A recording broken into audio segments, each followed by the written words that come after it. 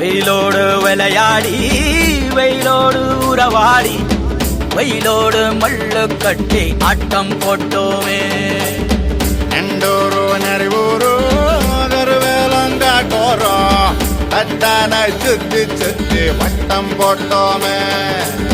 பசி வந்தா குருவி முட்ட தண்ணிக்கு தேவங்குட்ட பறிப்போமே சோழ தட்ட புழுதிதான் நம்ம சட்ட புழுதிதான் நம்ம சட்ட.